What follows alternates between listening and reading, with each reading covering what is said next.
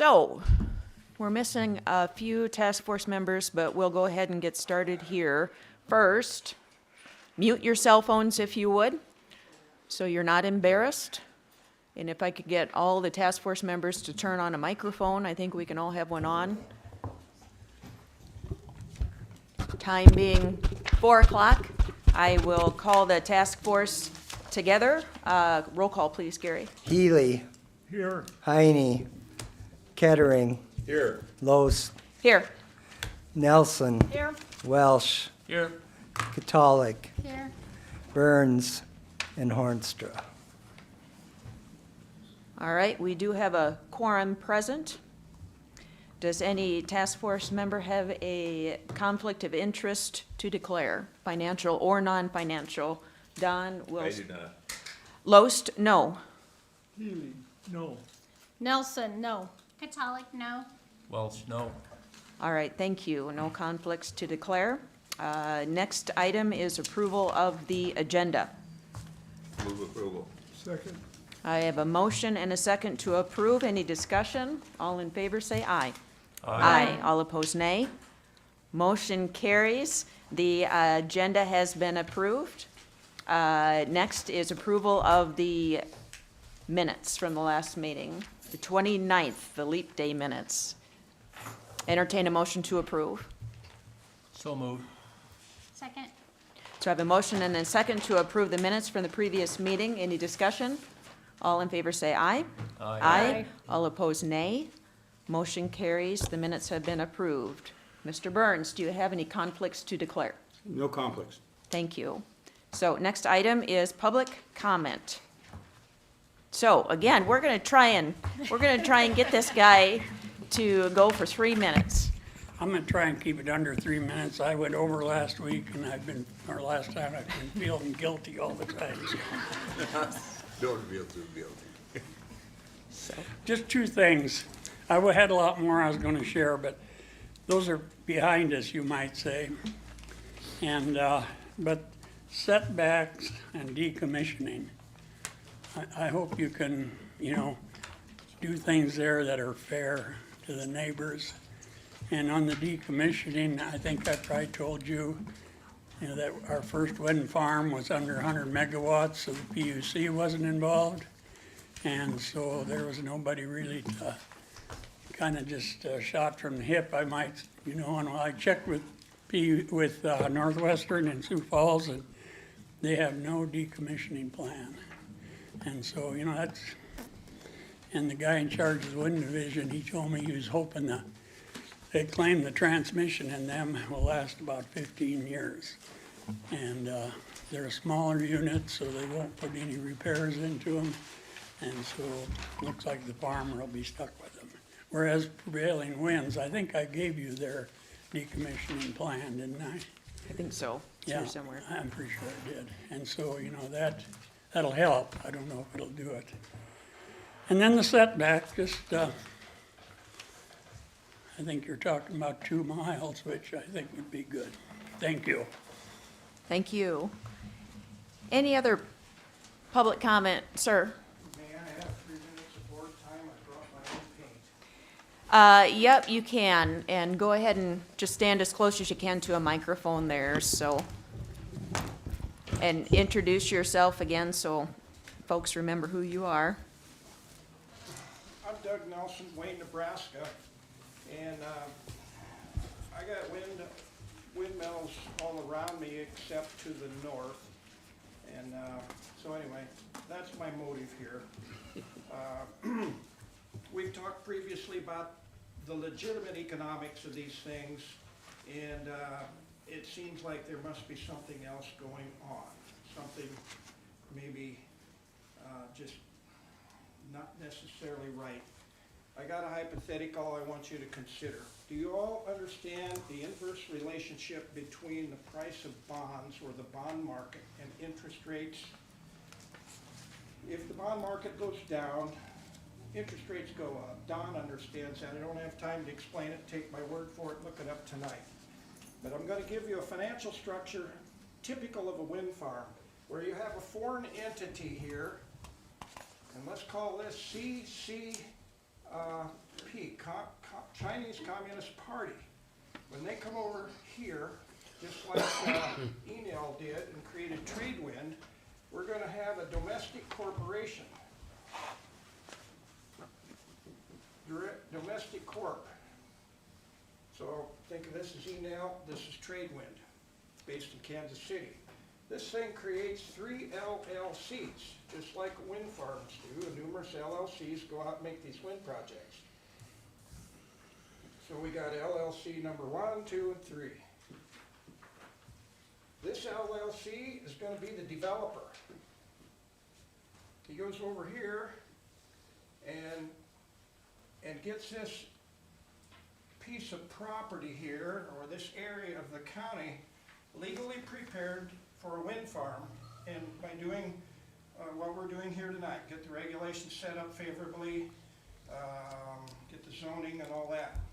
That's the developer. Hypothetically, the developer hires this LLC number 2 as the construction company. So he hires them to build the wind farm here. But these guys forget to pay these guys. It really doesn't matter because they're all owned by the same company. But if this LLC doesn't pay this LLC, then these guys can do just what happened in both Antelope County, I think it was about $430 million construction lien, and in Saline County, a $30,852,000 construction lien on 99 tracts of real estate that these turbines were occupying. And I had, I got a copy of that lease in my file, a copy of that construction lien in my file, if anybody wants to see it. So here's a hypothetical. These guys build this, these guys don't pay them, so they file a lien, construction lien, and they tie up the real estate here. So your grandson that just inherited the family's farm can't borrow money on the real estate to operate it. His land becomes close to worthless. Then these guys come over here, talk to your grandson, and says, hey, we can get this lien released. Oh yeah, how you gonna do it? Well, just take our word for it, we can get it released. And he says, we'll pay you 15 cents, or 15% of the county's valuation of your property, and you sign the deed over to us. Okay? Well, he has no choice. He thought he was going to do his grandpa a favor, signed a wind lease. By golly, he's pretty smart, collecting a little money, and he ends up losing the farm. So these guys got the deed to the land, and I come over here, and I want you to guess what's in this box. And I'll put the arrows here. These guys got the deed now. Tell me what's in this box. Anybody got a clue what entity this is? 30 by 30. Anybody heard 30 by 30? Yep.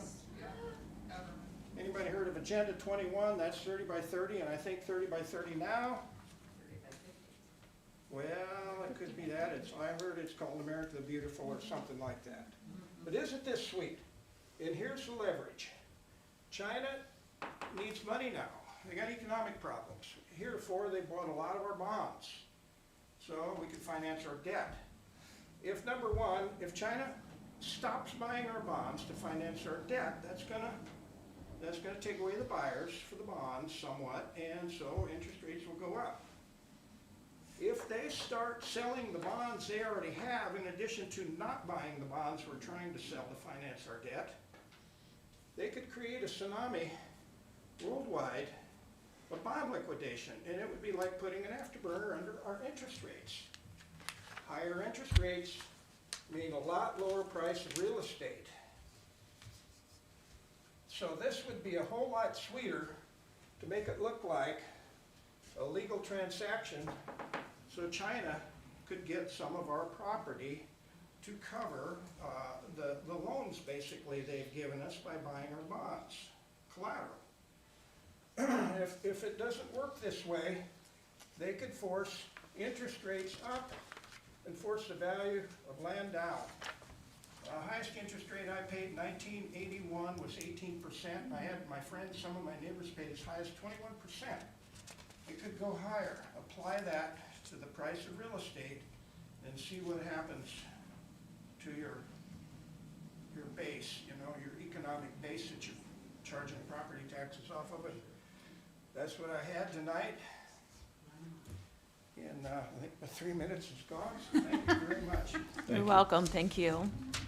Other folks in the audience care to make a comment? Come up, sir. If you would, please, at the microphone, state your name.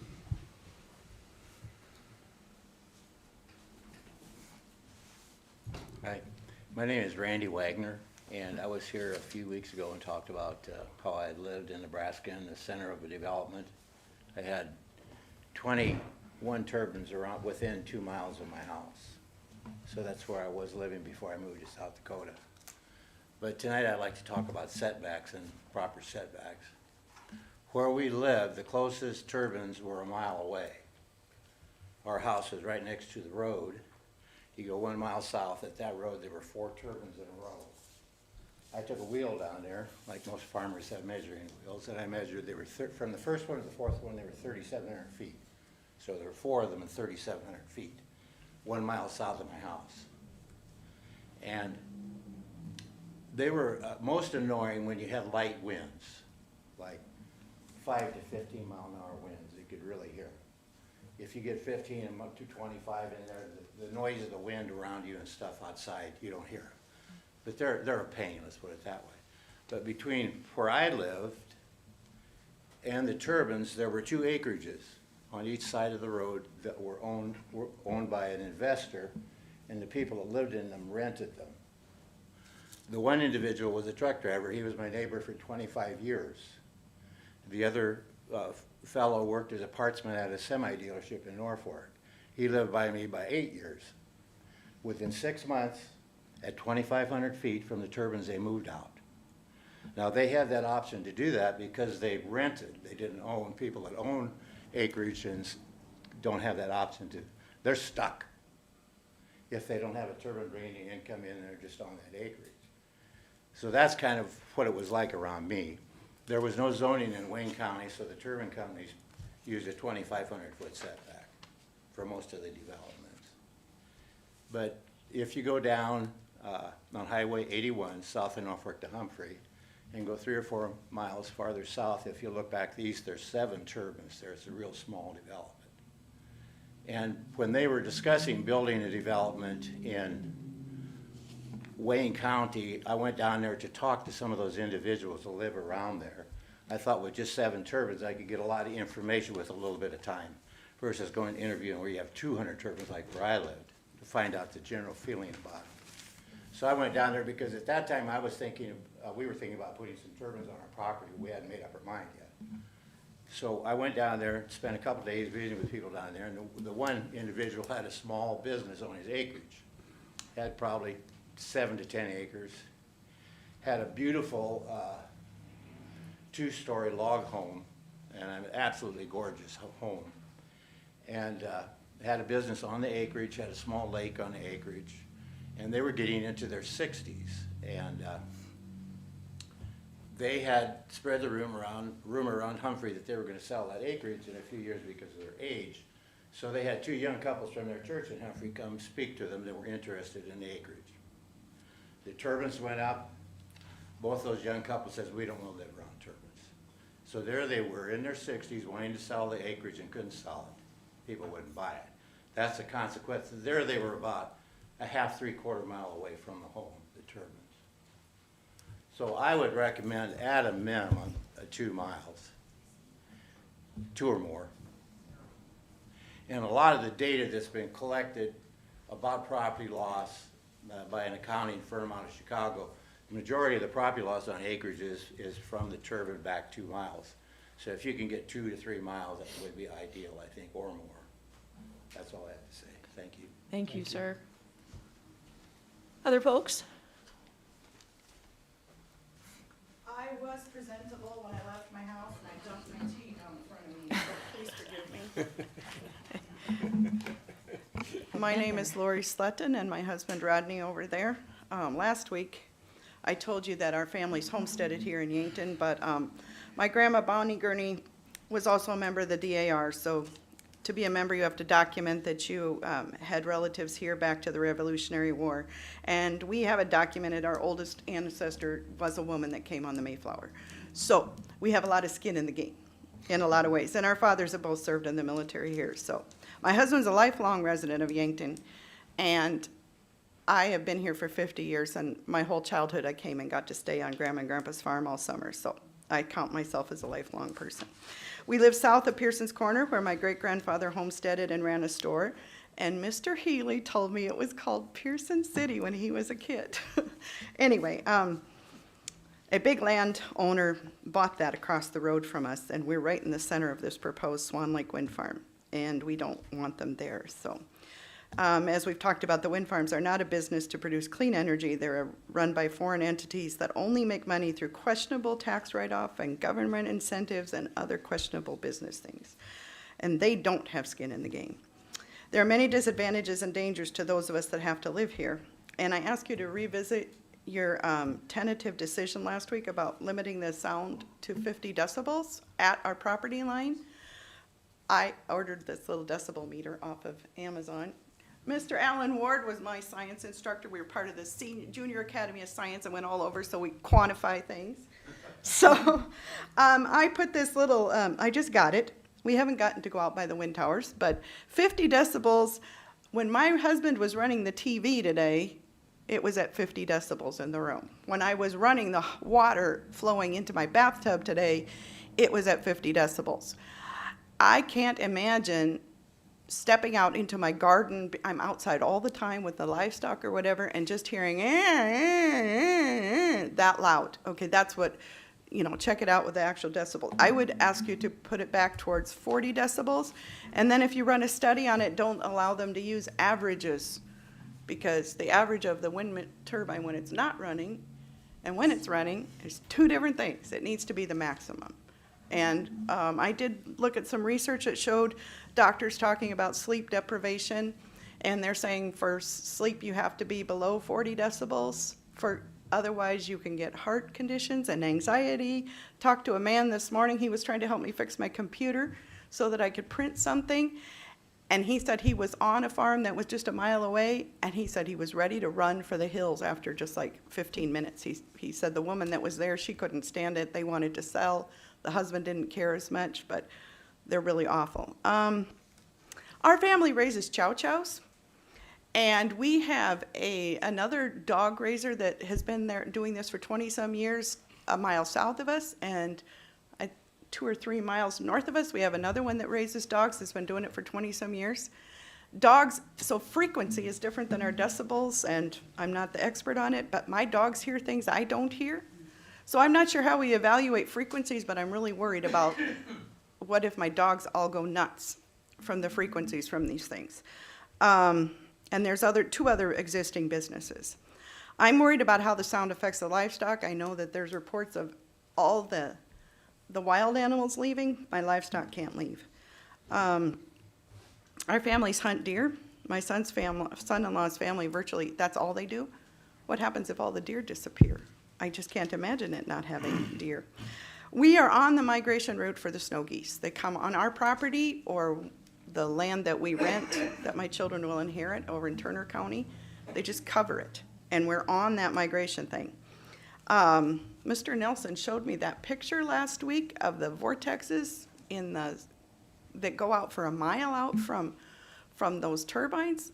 Those birds don't have a chance, and that eagle is, the eagles are on we're on their hunting path, I guess is how we should say it. The blackbirds we are on the blackbird migration. I know that after 3 days when they gather in the fall, I would like for them to leave. But they only cackle like that for a few days. Our house burned down that was over from Mayfield store. It was a mile north and a mile east, half mile south, get my directions right.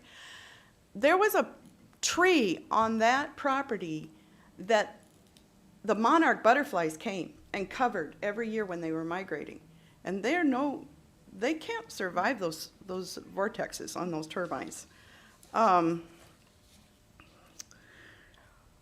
worried about those vibrations, and last week I said that I think that I'm believing these are not coming here and that you guys are helping protect us. But if they did come here, I said 2 miles. I watched that presentation that was done down in whatever county in Nebraska. I want to change that. I think that 5 miles sounds much safer.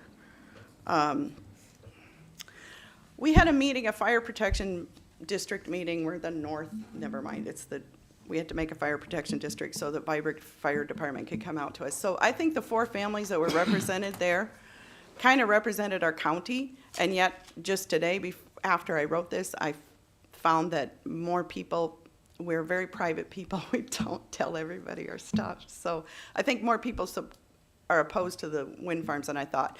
But there were 4 families there.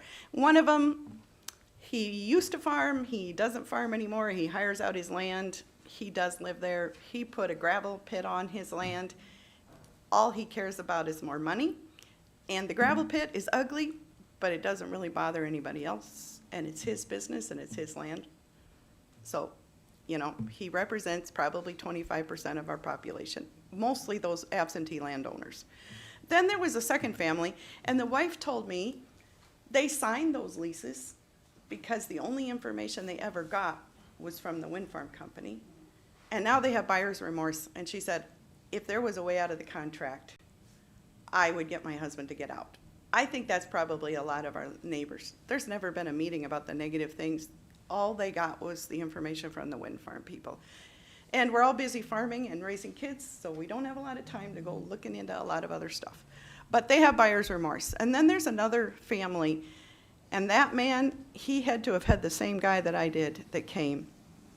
That man pretty much just said, we have the money and we have the power. And to me, he looked at me and was basically, you're naive if you think there's any way that you're going to stop us from coming here. And he said this man told him, look, we are coming here with these wind farms. There's nothing you can do about it. You can either have them on your property and get paid or on the neighbor's property. Now, when I looked at that presentation from Nebraska, they're saying that those wind towers only operate at maximum capacity 3 days out of the year.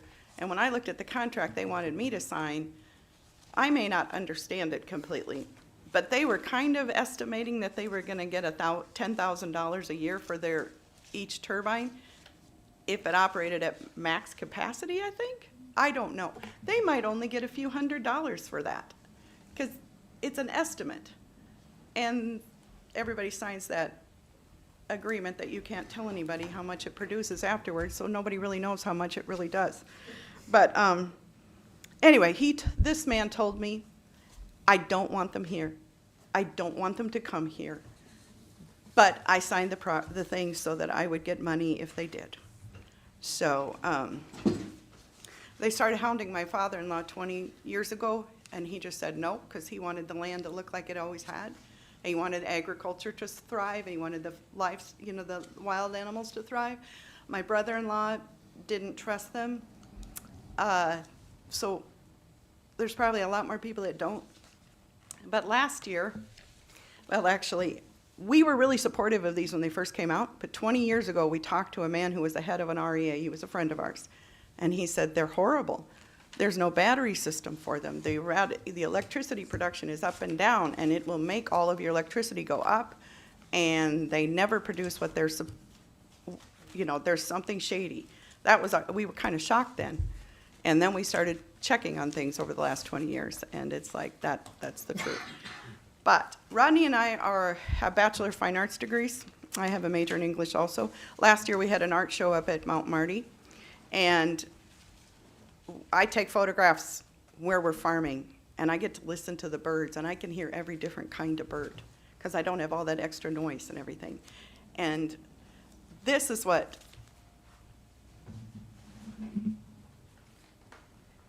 South Dakota is supposed to look like. That's what Yankton County is supposed to look like. That's where we farm, the beautiful clouds and the animals. And this, just so you wondered, those are my blackbirds that were migrating and hanging out on my property. And I'm glad they're there, even though 3 days is enough. Then they should go. But thank you very much for what you're doing, and thank you for listening to us. Thank you. Other folks care to make a comment? Yes, ma'am.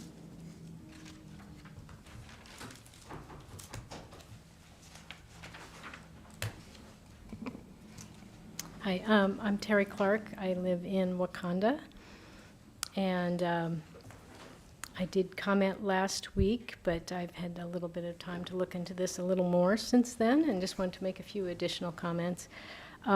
First of all, and I'm sure I've missed many of your meetings, so I don't know what you've talked about prior.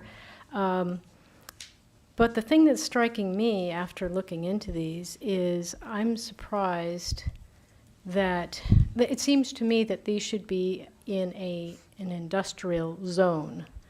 And I haven't heard anybody talking about zoning. I've heard talks about setbacks, but based on their sheer size, the noise, which is significant, and I hadn't realized how significant before, the lights, and the hazards of these things, it just seems like obvious to me that that is what we created industrial zones for in the first place. And I'm shocked anybody would consider putting these anywhere but an industrial zone.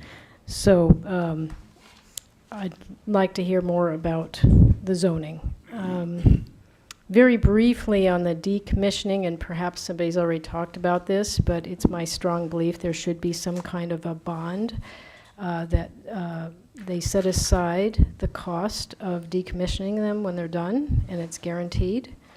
I don't see why anybody else should inherit the cost of taking these things down. In fact, I think we talked about last time, it's so expensive and they're so big they won't, and so they'll just scar the landscape.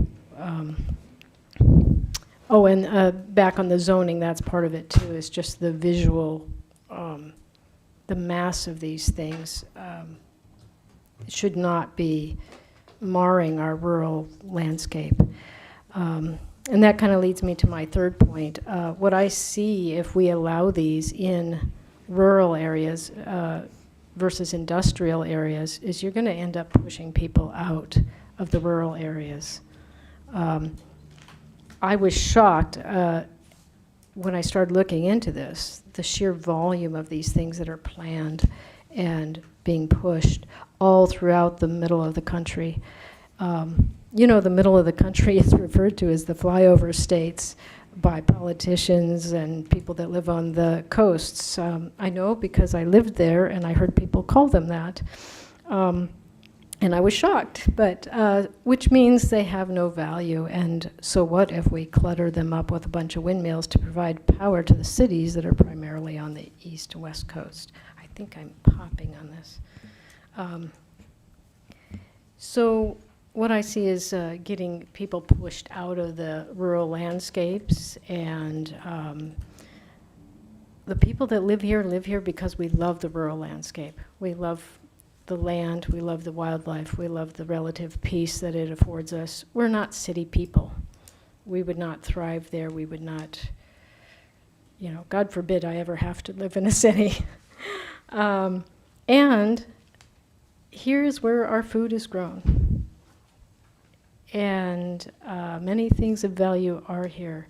And who's going to do that? If we push the people that love the land and are farming and ranching out of here, that opens the door, and somebody mentioned this already up on the blackboard, to international interests buying up the land at cheap prices, and corporate farming, big corporate farming, by, you know, we're talking about on a scale that we've never even seen.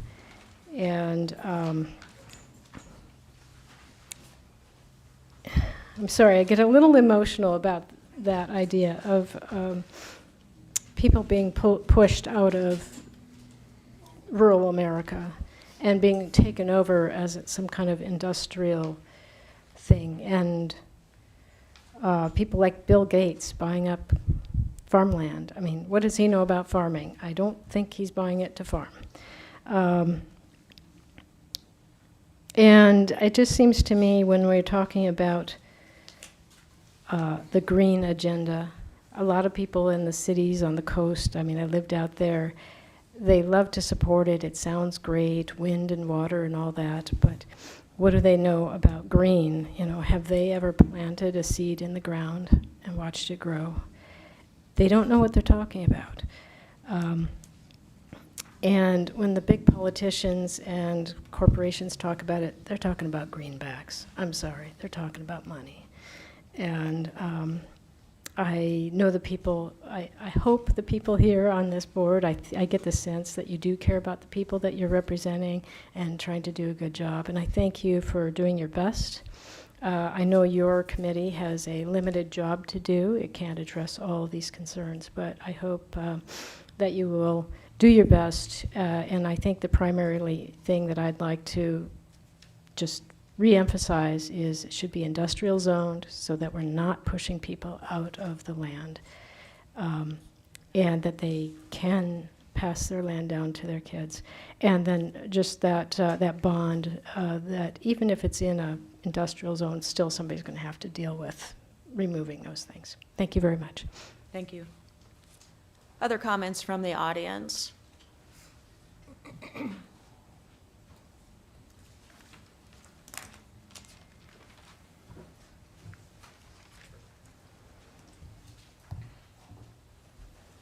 Rodney Slutton, I live in northern Yankton County. I was reading some of the papers about the decommissioning that you had passed out to us, and it said that you will have a 50% of the decommissioning in a bond to take care of that. 50%, big deal. They do 50% of the work, and then they leave. I mean, I think you better have that up to 90%, just for the fact that it's only 50%. Say it takes $1,000, $100,000 per turbine to dispose of it. Okay, they have to have $50,000 bond. Well, they hired guys, and well, our 50,000 is gone. So now you guys figure out where the other 50 comes from, and they don't produce that much extra, or they probably don't even produce what they need to decommission. I don't know. I mean, I'm not a scientist or a consumer or a company that buys kilowatts. I mean, I think you better up your decommissioning bond up to 90, just because 10% of 100,000 is $10,000. I mean, that's a pretty good chunk of money for any landowner to finish their job. Yep, and there's a lot more to that, and we'll get to discussing that here in a little bit. So we'll expand on what you just said. Other comments from the audience before we close public comment? Okay, at this time, we'll close public comment and bring it back to the task force to pick up where we left off. And I think we left off with decibels last time, and we had chosen the 50 at that moment. And as I said, that's probably a number we'll keep going back to, just like setbacks, and we'll get to those here in a little bit. Any further thoughts on that decibel limit? Because we had said in here that it's a noise level should not exceed 50 decibels, including constructive interference effects, measured at the closest point on the closest property line from the base of the system. There was a comment made by a citizen who had said they requested that the decibels actually be measured at the closest residence, or at least the closest property line to the non-participating members. And I'm going to try and defend that for them. So if you have a wind tower and it has to be set back 500 foot from the property line, what we are saying is at that property line, it has to be 50 decibels. Well, maybe this entity owns the whole next mile. So there's the next property line. So I think what this person was asking us to clarify is, does that decibel really have to be at the platted property line, or can it be measured at the nearest non-participating property? Do you see what I'm trying to explain for them? That was their concern. Because if I owned a quarter, 160 acres here, and I owned all of it around there, if I try and put a turbine here, then I have to be 50 at that property line, even though nobody lives within that. That's all I'm trying to explain is, are we good with the language that's in our ordinance right here? Because that's 50 at the property line, not 50 at the closest residence. Your closest resident may be a mile down the road, maybe 200 feet down the road. So any comments? Are we good with where we're at right now with that consideration? Because before we changed it to 50, it was 60, which we all felt was too high. Now, we could put in there that you can give yourself a waiver, you know, but then you start getting into a lot of little exemptions, and sometimes exemptions walk you down a road you don't want to go too often. Mike, go ahead. Thanks, Sherry. I think we have 50 in there at this particular time. I think, and we just heard a comment about 40, and I raised the question that I think, as I'm reading more and more, even this past week, we're not really haven't determined the impact of what this is doing to humans. And so is there a problem if we would reduce it to, say, 40? And I just raised that question. What's the challenge of reducing it to, or what's the problem with reducing it to 40? And also, this was while we were visiting here, I saw this one is Gage County, and this was 40. So I did find a nice little Thank you. nifty. I did find a nice little nifty spreadsheet from the Department of Energy that has sort of it's sortable and everything like that, but it has a compilation of all county ordinances around wind energy throughout the United States. And when we look at sound, which is almost in every state, in almost every county, it seems like, they have a noise from these towers. And when I went through the numbers, 50 is about the mean number of 50 dBA. They range anywhere as low as 30 dBA to as high as 65 dBA. But 50 seems to be very much in the center of all counties in the United States. Okay. That's a good point, Ryan. The research I had done from the best practices in the European Union, where people are stacked a little closer together, they were saying 45 and 2 km for setback. But I think, I did have a question on the language we had, as long as we're on that, on the noise. What are we meaning by the including constructive interference effects? What are we implying there? Would that be, Constructive, like additive? including the wind and everything, so at the constructive additive, you know, so if you had coupled all of the towers together, that's what I would surmise. Okay. So, I think we may want to either strike that or be maybe a little clearer with this, and I think I'm finally getting my head around your example where on the property line, you could be like a neighboring property, not necessarily the same property owner, but like you said, a non-participant property. And I think by going to the property line, it's a little more stringent than saying to the residents. So I think that is kind of a higher standard to say to the closest property line. That may not, that could be in any direction to the neighbor's property line, and there's not many houses Yeah. right there where you're sleeping.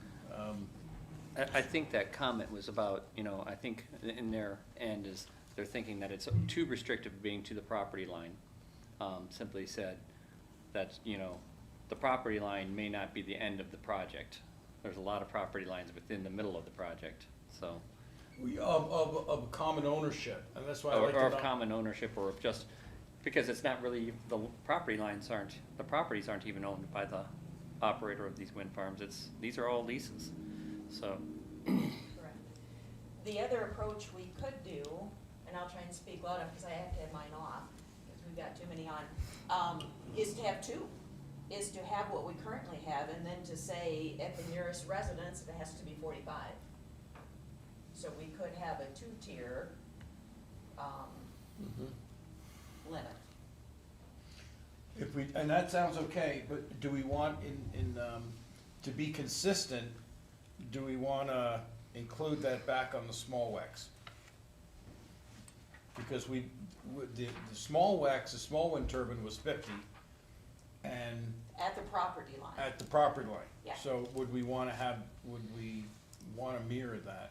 Now, the small WEX don't have the potential, no, they're not the same caliber of noise generators as the large ones would be. But, there may be a consistency factor there we wanna consider. And I would agree with that. If we do two here, we should go back and make it the same.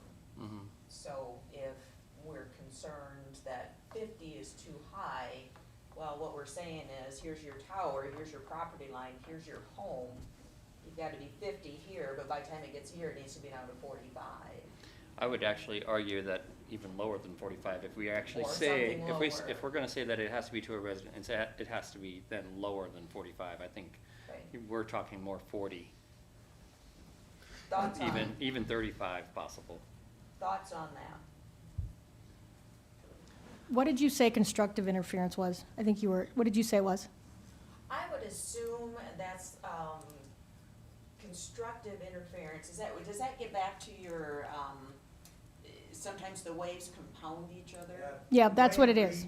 Yeah, The way it reads here is an increase in the amplitude of the sound wave. 2 waves, that's what I just, The winds and everything. did you Google it? Right. I Googled it It's too. not- It's not, you can't raise the number just because you have two Yeah. or some other thing that would Right, amplify. well, my it. tower's only 50, it's, and the other tower's 50, so. You can't They're separate okay those. even though the Right. result is 75, Right. yeah. I agree with Ryan. If we're gonna go to the person's home or where they live, I would go even farther down than 50. Okay, so what are other thoughts on that? So, this county in Arizona, they actually define, so instead of constructive interference, they actually define it as 15 dB over the background noise. And so you'd have to do 2 measurements in that to determine that. You would have to go so far enough away to make a background measurement of noise at the same time as your point of measure there, and then it's the difference of the two.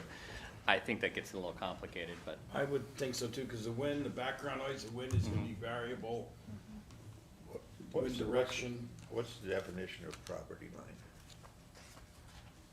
well, at this point, it's just the property line, right? In our What ordinance. property What line? we have. That, to me, is If the if a plat. guy owns 4 sections in a row, But it'd be- is his property line 4 miles away? It'd be the platted property line.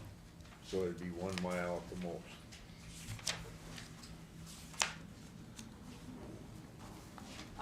Well, we've got a definition in our ordinance, let's read it. Here, would someone shut your microphone off so I can turn mine on? Thank you. So property line, the division between 2 parcels of land or between a parcel of land and the right-of-way. So by parcel, I would assume that's platted land. So I might own the whole section and I have 4 plats. So you would have to be 50 at the edge of each one of those plats within that mile. That's how I would read that. Then if it's an 80, that'd be, Yep, so that would be or a 40. whatever your plat is. You would have to meet the setback, whatever that is, and the noise. Sure, if you just added, on the closest non-participating neighboring property line. you could do that. Where am I at? Non-participating neighboring property line. Closest non-participating, I gotta write this down. Okay, what are thoughts on that? Are we good with that?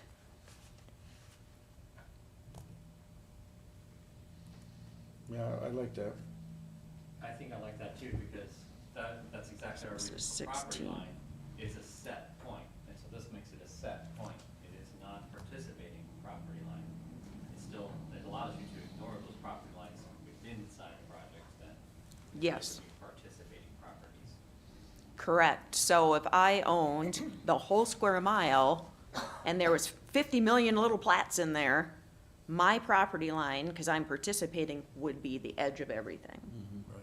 Everybody good with that? Yes. Okay. Okay, it's just, what was the number? 40? What's the number? We're still at 50. Still, 50 at 50 to the property line. Right now, we're at 50, and then we're discussing at the closest residence. And it was proposed to maybe do 35 to 40. Did I hear a couple of those? I would be good with 35. The decibel in this room with you talking goes from 40 to 60. And just imagine that as a constant, at that, giving it, it's pretty loud. So you're saying I'm the 60? The speaker's on. So so right now, we are at including the phrase non-participating in here, keeping that non-participating property line at 50, and then adding in at the residence has to be 35. Okay, One more suggestion. Noise level shall not exceed 50 decibels maximum with the turbine fully loaded. So that the, the engineering spec will probably have the noise as a increasing arc, depending on the loading of the turbine.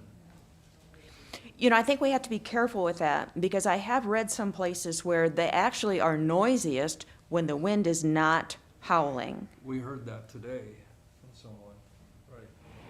So, would we want to just go maximum then? 50 decibels maximum? Well, and are we implying that with not exceed 50 Right. at any time? I mean, Oh, yeah. you see what I'm saying? Now, in the small WECs, Yeah, and because as the wind power that's developed in the turbine is like the cube of the wind speed. So as one Right, goes up, right. the other one goes up sharply in power. So loading it gets into a complexity of how you measure that and capacity factor and all that. But in the small WECs, it does say the noise level may be exceeded during short-term events such as utility outages or severe windstorms. yeah, and we discussed that, because if you've got 100-mile-an-hour wind, You don't hear you probably don't hear the That turbine. term of the additive noise, Mhm. that is exactly that, a windstorm is going to have the additive noise, that kind of eliminates your upper limit, and when the background noise is exceeding 50, obviously, we're not going to be measuring it there, so, and I think Yeah. that's what that is all about, right there. right? So we may want to include that in this, just so, like was pointed out, that we don't end up with an average. That this is a max unless, and maybe even define a severe wind event above 40 miles an hour. here's an example. In the event of periods of severe weather, as defined by the United States Weather Service, a maximum shall be 55 dBA in this example I had here.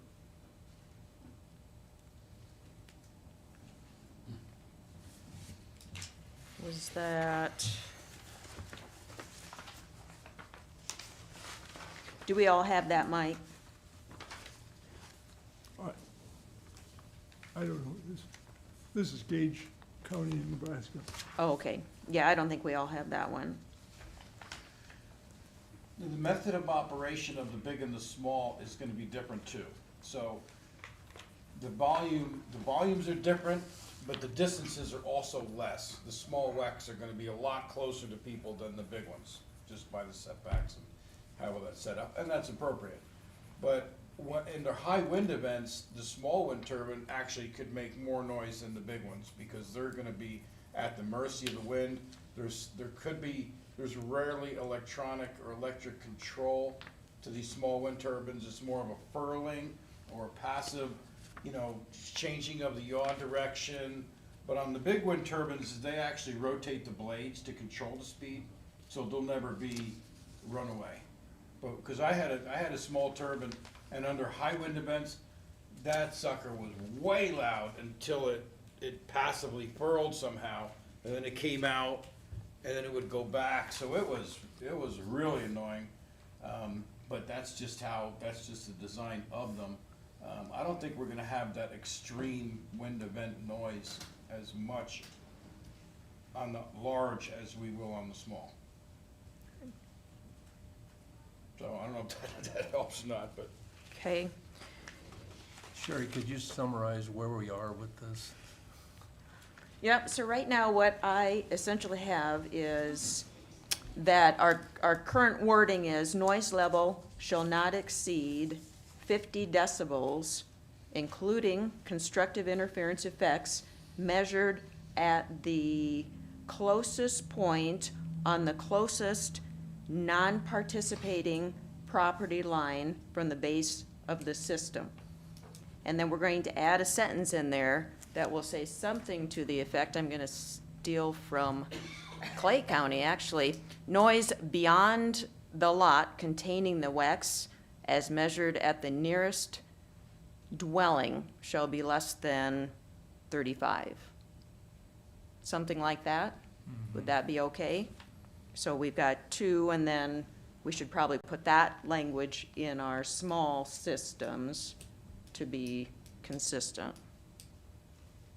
Is everybody pretty good with that? And Mike, that language that you read, if you could email that to me, because I think that was a little not smooth, but it got the point across.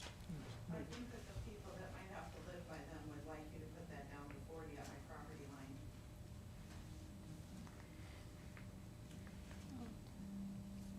Thoughts on? That said, I did say, okay, 50 is the mean. Okay. We're right into the middle of all counties in the United States. So do we want to be a little more restrictive than all counties? Do we want to push ourselves to the other side of the scale? Well, we had decided on the 50 at the nearest property line, whoever owned it, so you want to go down to 40, 45? I'm not an auctioneer, so I feel like I'm 30 an to- auctioneer. 30 to 60 is, the mean is 45, or the average is 45.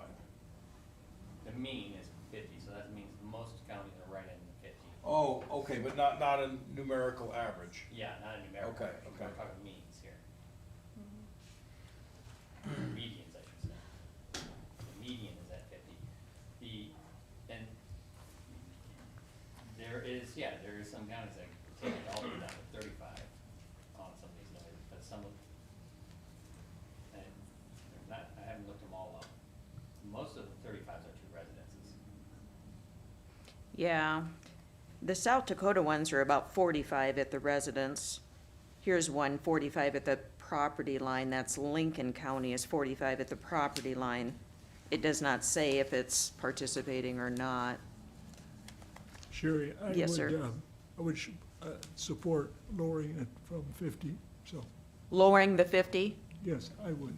Yeah, I think everybody's supporting that, so we're trying to figure out is 45 where we want to be? 45, And then 35 at the residence, I think 45 we can do. at the property line, and then 35 at the residence? Non-participating property line. Yes, yep, so we've got that language in there, 35, and then to change this to 45. And I think where the noise, the vibrations and frequency stuff is a difficult one to pin the tail on the donkey kind of thing. It's something maybe 10 years from now we'll nail it, but it's kind of squeamish right now.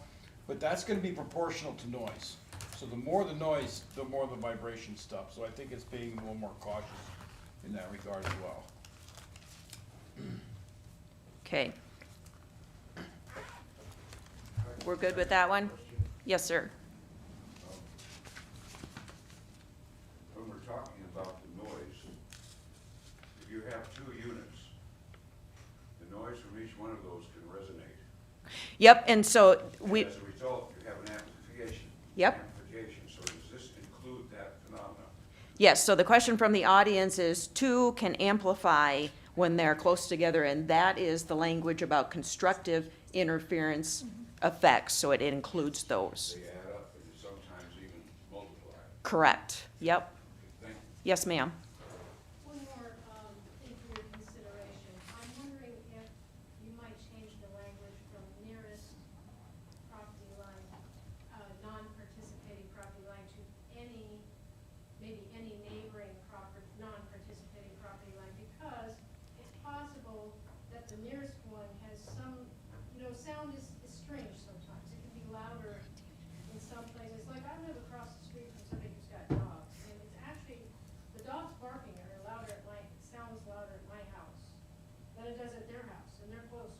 So I'm just, to make up for that possibility that there might be 2 or 3 nearby properties, but maybe there's some trees or something in between that buffers the sound in one and the other one's wide open and so if you just changed it to any, I guess, any non-participating or neighboring non-participating, something like that. So the comment, I'm gonna repeat you, the comment from the audience was, don't just focus on the closest property line, because sometimes, the structures in the area, whether there's hills, trees, et cetera, the closer property line could actually be quieter than one that's a little further away. So the request was to change some of the wording. So we could say the closest point on the, measured at the surrounding non-participating properties. Neighboring, I'm struggling with exactly how to say that. That's very, you're trying to make a general rule for I very know. specific conditions. I know. If you just change it to I any. do understand what she's talking about, because I live next to a property that makes quite a bit of noise, and it's really strange that we can be in our backyard and it's just noisy and noisy. We don't have, I think the idea that any non-participating property line would also encourage these projects to think about putting in noise barrier type things, adding in trees and stuff like that in certain areas to help buffer the noise. Okay. Point, good point. The towers will be worn out before the trees get big enough. There's structures they can put in to buffer noise and eliminate noise that can be put in immediately to eliminate noise. The right panels and stuff like that. That's good. Okay, so everybody good with having any Yeah. in there? Okay. Yes. Between Gary and me, we'll try to massage that language and have it ready for next meeting. So any other comments on 16 before we move We on? may want, on the trip next week, I believe, we may want to borrow or get or have a sound meter. Very easy. You can download one on your phone. You got a smartphone? They work great. Dude, I was born in 1965, that's a big ask. But yeah, if somebody had something like that, that would be helpful, because now you have a constant noise and you can see and hear, and that would help a lot, I think. Yep, that's a good point.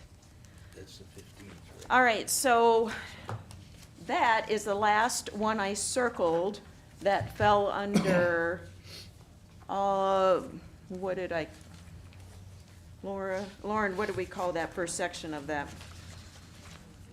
Design requirements.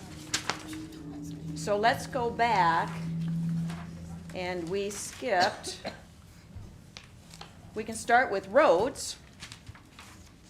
So if I go back, that's the first one we skipped was 3F, and that's roads. We have a really nice one in the solar ordinance, I thought, but I do think it's missing a couple things that is in our wind. So when you look at the solar ordinance, so this would be for agreements and studies, the road maintenance. We have identified public roads in the solar as prior to commencement of construction. The applicants shall identify all haul roads that will be used during the construction of the SECS, I'll just say WEX, project, and shall notify the state, county, or township governing board having jurisdiction over these roads to determine if they are acceptable for use as haul roads. The governmental body shall be given adequate time to inspect the proposed haul roads prior to their use. Where practical, existing roadways shall be used for all activities associated with the WEX. Where practical, all-weather roads shall be used to deliver cement, solar collectors and components, and all other heavy components to and from the site. Prior to using the approved haul roads, the permittee shall arrange with the governing body for the maintenance and repair of these roads during active construction times and any final inspection requirements to determine if final repairs are necessary. So that is from the solar, and the reason I'm reading it is I think it's good if we try to keep solar and wind as similar as we can. And I think we might have stolen some of this from the wind. Is there anything missing from what I just read in public roads? The only difference I see between the two is the turn radius of the trucks bringing stuff in because of the length of the blades, and I think solar's gonna come in on standard trucks, you know? Well, and then also the foundations. One foundation, and I've heard this in the research on these large units, one foundation is about 60 truckloads of concrete. That's Or true. There'll be a lot each more tower. traffic, more heavy traffic, but the blades and that is, I mean, they are massive trucks with wide turn radius that generally don't work on just regular roads, regular small road. They're gonna be cutting corners and Tearing up Tearing up. asphalt. tearing up things, yeah. So as long as we have if we're using language from solar and going to wind, it's pretty interchangeable, I think, except for that aspect of the wide turn radius. I think it's just more critical to have it right here. Solar, yeah, it's a lot lighter traffic. This is, Oh, these magnitudes. activities are gonna be much more massive. Right. Yep, and I do believe we did steal wind and put it in solars, and it doesn't say that right now, so we can certainly add something in there. Careful consideration must be given to turn radiuses and the amount of trucks, et cetera, that need to be in there, so. So how do we track the damage that they do when they come and repair these things? How do we? know when they're building the things, that they're traveling in and out, but what happens when one breaks down and they have to bring a crane in? Those tear the heck of out of our roads, according to our highway superintendent. It should be all part of the road maintenance agreement, but Yeah. Do we say prior to commencement of construction or any major repair? That's what I was just wondering, Ryan, if we should add something in there with future repairs. Or any future repairs. And that would be easy to put in. And then, are we gonna address, a maximum height of these towers? Not what the industry's doing today, but a maximum that we'll put up with. We can. It's not in there currently, but we can add it. Yes, ma'am, did you have a comment? Yes, please don't put in there major repairs. My son, I just spoke with him yesterday, works in the oil fields, he works around all these cranes all the time. He said, Mom, just to put a little bit of paint, which is a pretty routine, he talked to one man that does this. He said, it is the biggest crane we have out here that has to go. It's huge equipment that counts for the littlest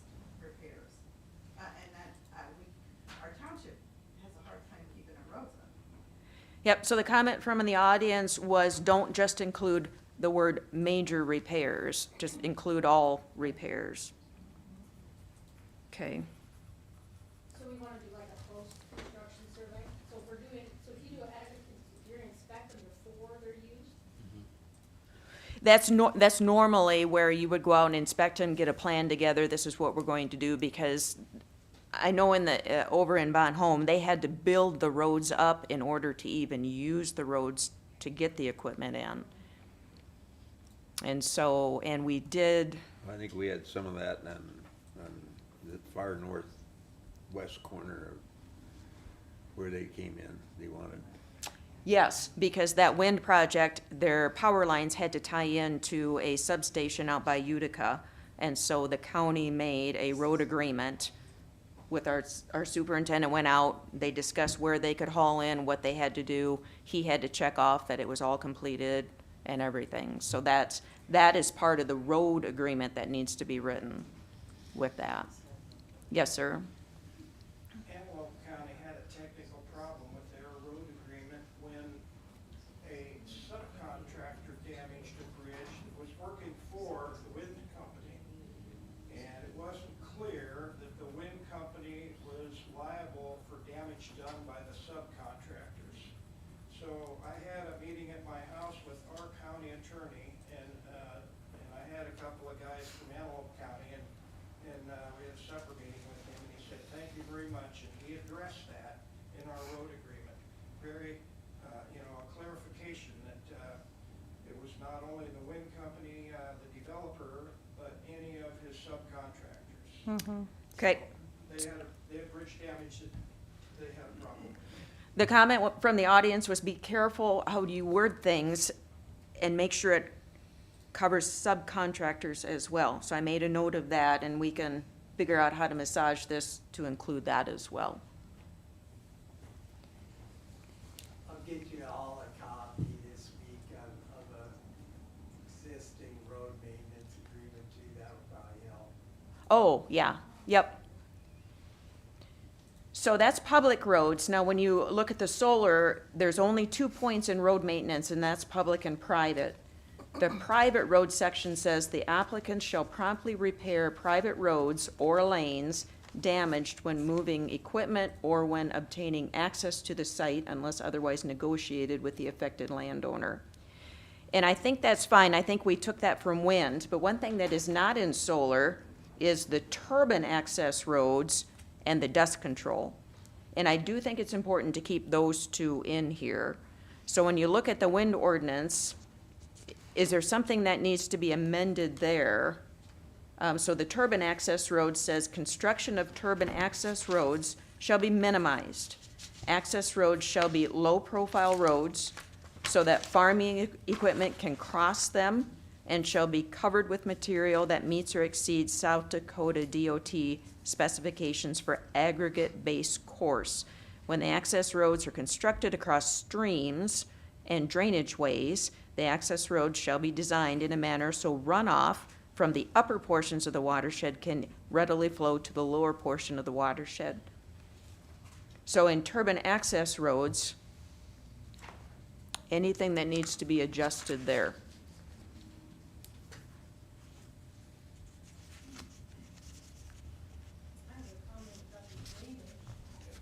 Yes, ma'am.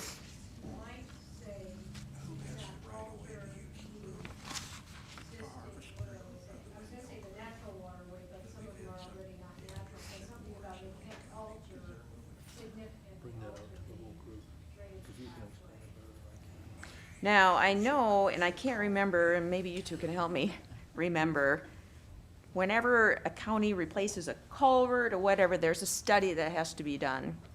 You guys remember what that study is, Don? Hydrology study. So the comment from the audience was to request that they cannot alter the natural drainage terrain.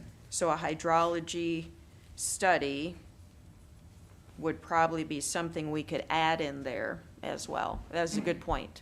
Thank you. I would add too in there that all legal expenses will be paid by the loser.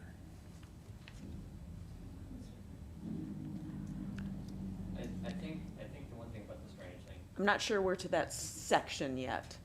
Okay. Hold that thought. the one thing about this drainage thing, is that there may be situations where you would alter the drainage a little bit, and as long as it's done right. Correct, and that's part of that hydrology study, Yeah. is So I- to do that. Yeah. I'm a little worried about the idea that you can't alter it at all, you know, like a Okay. big changing in drainage, but that it has. Significantly. Be done in a It has to be responsible done manner. responsibly, it has to go through approval, so, I really think, just like anything that we have for changing drainage right now. Yep. Really needs to go to the drainage. So Okay. it's like a drainage commission All right. issue. We do. We have a drainage commission in Yankton County. And Ryan's the head of it. So, Yeah, I think something to that effect, that it has to have it has to have, obtain all the proper drainage permits that change any drainage. okay. All right, and then like I said, the other one, dust control. The permittee shall utilize all reasonable measures and practices of construction to control dust, is what's in our current ordinance. Why didn't we have anything about that in our solar? You know, I was asking myself And the when I same saw that thing, the first Lauren. time, I just thought, why didn't we do that? I don't know if we just assumed it wouldn't be that much stuff. I don't know. Can we make a change, Gary? Let's go for it. I'd add in there that Okay. as a bare minimum, they'll put the, what's this stuff called, Gary? Mag chloride? Yeah, on the non-hard surface roads. Yeah, To I the was gonna length say, of the it's like one haul. of the difficult things here about dust is how do you measure that? Yep, exactly. Yep. Because if you put any type of constraint or anything, you have to say, okay, when is it a violation and when is it just normal dust? Because you can't eliminate all dust. Is there a more general term for like mag water, I mean, for like stuff like that? Is there a general, so you can put that in there? You know? Yeah, I think there is. I can search So it's for not a, specific to a certain, because there's so many new ones coming out, there's that soybean and, you know. I think it's called a dust palliative. Is that what it is? What did you say? Palliative, a dust palliative. Okay. Here's something new that comes out every year, I think. Okay. Mine brings into the Yeah. all right. plan. So that is roads. Is there anything we're missing, or do you want to put all of that in a red line, and then next week you guys can review it, and if you see something glaring? So just to make this clear, haul road agreements are made at the township level, right? If it's a township road. It depends on what the road, so Yeah. there will be county roads, there could be state roads and township roads. There could be homeowners association roads, I mean, if, Okay. probably not, but there could be. Because I'm just wondering how specific do we need, because what like I said, my concern is making sure that those roads get put back the way they were before this all construction happened, and making sure that that's very tight in this ordinance. So I'm just, and that's what I'm saying, if it's in the haul road agreements, that's fine, you know, if we don't Right. need it here, but making sure that when we, you know, if they come for, you know, their CUP, that we make sure that that's in there, very specific, that those roads have to be restored to what they were before. Yep, and I would hope at that time that the townships and the county would use a similar form. I would hope they would all agree, you know, if the county's got a standard form, they give it to the township and say, this is what we use, feel free to amend it if you want to, if it's not straight, if you want to make it specific, the point of the turn radiuses and things on that. Yeah, okay. So one thing, Sample will help you. Yep. Help you with that. Yep. so here's one thing, we have quite a few private roads that are publicly used. And we have in our roads, public roads, well, that's public roads. We have on our private roads, it's very short. But here in the public roads, we have that they need to get written agreements for the appropriate entity. We have nothing on the private roads. So if you would like, we could say public/private roads. Yeah, And I just- feel like we want to set, the private roads need to have the same protection because they are being used publicly.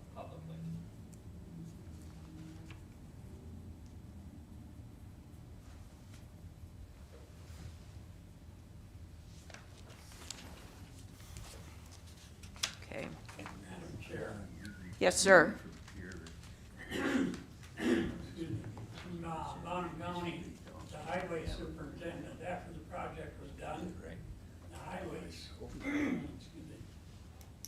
highway superintendent had the authority to give them the green light that everything was okay. Correct. Yep. That also. And, Got that? yep, so that's in, so the comment from the audience was to make sure that your highway superintendent has final say on the roads are okay. Yep, it can't just be the wind company saying, oh, we're done, so we're out of here, kind of thing. I think I saw, sir, did you have a question? On the municipal part of the drainage and all that, but make sure that they've got any road that crosses a ditch or a waterway has a culvert of adequate size installed under the driveway, so that you don't end up with one side of the ditch filling up and the other side. Yep. So the comment was to make sure the haul route has sufficient infrastructure, especially culverts, that aren't going to be crushed, essentially, and deter drainage. Sir? Thank you. Wayne County has had some intense and highly escalated conversations, so to speak, out on the country roads due to road right-of-way when a combine harvest crew is moving their equipment and the wind company's got the road tied up with their stuff. And boy, when you're under the intensity of harvest and you just need to get to that driveway over the hill and it's tied up with windmill blade, you might address right-of-way, who has first right-of-way, I guess, in that situation. And also the dust thing, might have to be careful with that because harvest creates a lot of dust too. It's gotta be dry when we harvest and, we can't do it unless it's dry and it ends up making a lot of dust. But right-of-way, if we would've figured something out in Wayne County, we'd solved some pretty hot situations out in the country. So the comment was down in Wayne County during construction of a wind farm, I don't always like using that word, but the wind folks had their equipment on the road. Farmers were trying to get combines into the field and couldn't get past that equipment, so couldn't get to their field. Obviously, confrontation. So try to make sure when you're doing your road haul agreements to have something in there with access. So, okay, are we good with roads? All right, so that was a square. Where do I want to go next? All right, we've got 40 minutes left. Let's start touching on setbacks.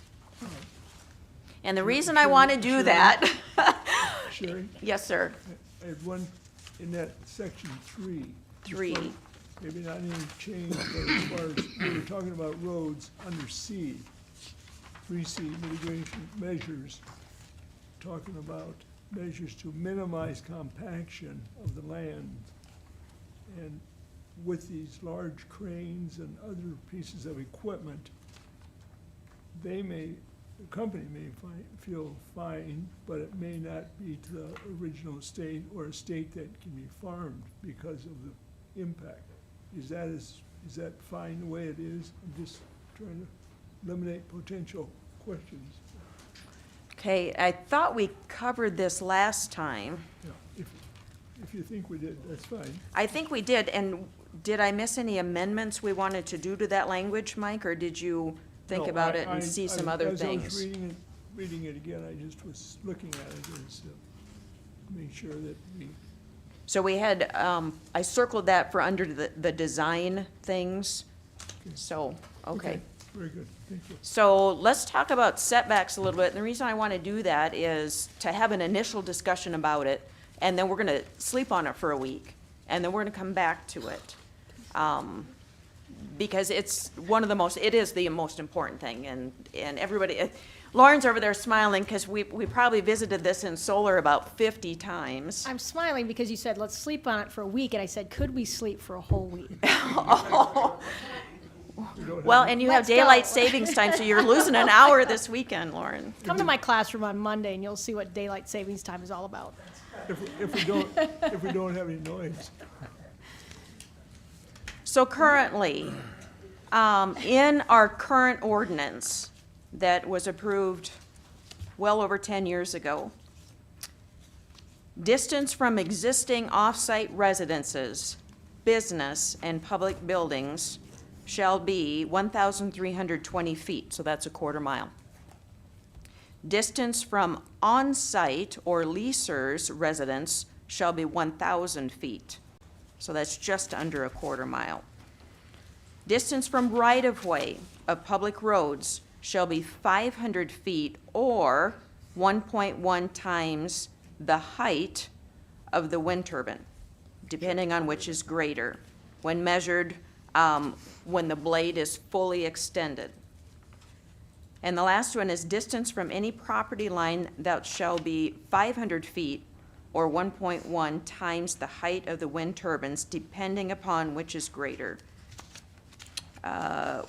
So that is it for setbacks in our current ordinance. We have a quarter mile from a residence or business or public building. We have 1,000 foot from the participant's home, and then we have either 500 foot or 1.1 times the total height of the turbine from a right-of-way or a public road.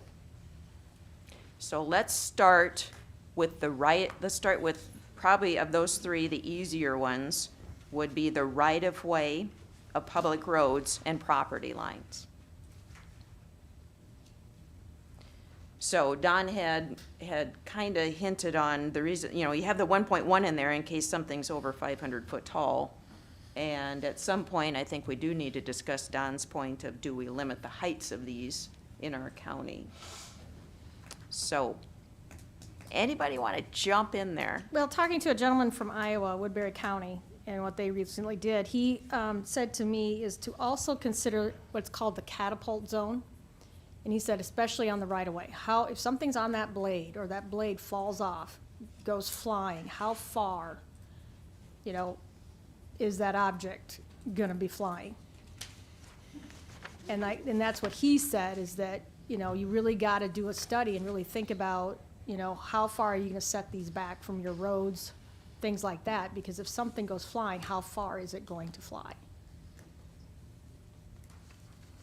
Well, not only the blade on a failure, but also icing. That's what he said too, right? Yep. I got hit by my own ice off my own turbine years ago, and it was just directly below. But the ice will travel further than the blades would because of the weight. I think the 1.1 is for the road is probably sufficient. That's just my thought. But we may want to, in the fully vertical position, may want to change that to our defined total height. Yeah, I agree with that. That's kind of a new expression.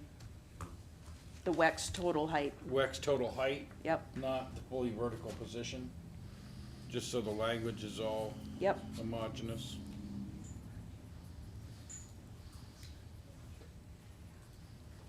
Um, 500 feet may not be sufficient, though. I think the 1.1, just the 1.1 is probably okay. I don't know that the 500 feet, I don't know that we need two standards. I would just take the safest one. So the average one now out in the wind farms is what, 350 feet?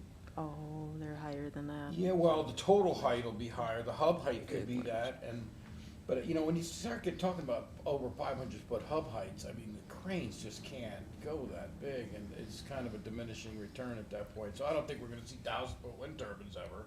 Yes, but again, the median median of all the county laws is 500 feet. Is it? For height. Right, extended. With the blade. I think so, I think, to the tip. to the tip, yep. Well, I think the 1.1 kinda keeps us caught up with inflation of size. That may happen to some extent over time, and it's gonna be kinda, you know, the taller they go, the further they gotta go back with it, so it kinda has a control feature. 500 feet may not be sufficient. If you've got a 400-foot hub height, you've probably got a 550-foot total height. I think the 1.1 is more aggressive in terms of the setback, but it's to a road, I mean, nothing's really, there's not much to protect except for passing motorists. So when you're looking at 500 feet, I always have to try and visualize this, and I used to run a lot around a little oval track. So if you look at, you're standing on the oval track around the football field, and you're standing at either end, I would guess that's about 500 feet. Because the 200-meter dash, I had to run around the curve, and that would be 600. So that gives you an idea, when you're standing on a track, at the very end, that tower's at the other end, so that's about 500 feet. Just to give you an idea, when you're driving down the road, that's how far it would be off.